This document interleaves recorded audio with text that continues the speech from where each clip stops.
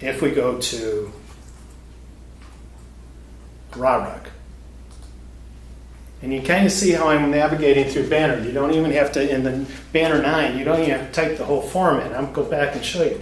You just start typing in something, and already forms start to show up. And then as I got just the first few letters of the form, now you can click on the form and it'll come. Rraareq, I think, would actually be a form that advisors, admissions reps might use a little bit more frequently, because this is where you're going to see where paperwork is missing or not.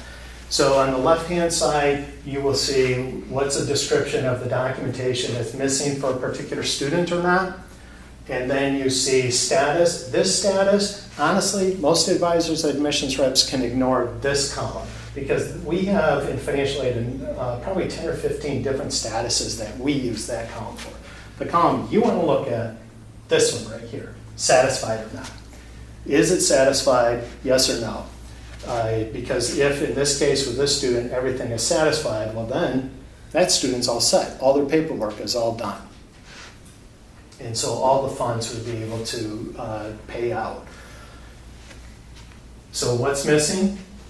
Is it satisfied or not? So it gives you a very quick way to be able to target whether or not a certain piece of paper or a certain process needs to be completed.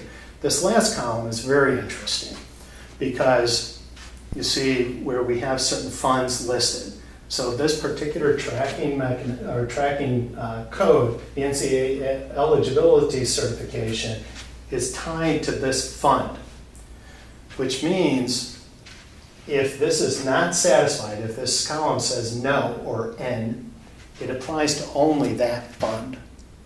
It doesn't hit anything else. So in other words, if this is not satisfied, so the NCAA has not certified the student's eligibility yet, only his athletic aid will not pay. Pell Grant will pay, loans will pay, all that other aid will pay, but not that particular fund. So the same thing happens like down with loans. A student needs to do entrance counseling per federal government regulations. They have to do entrance counseling. If that is not satisfied, then in this particular student's case, the only fund that's affected by that is the subsidized loan.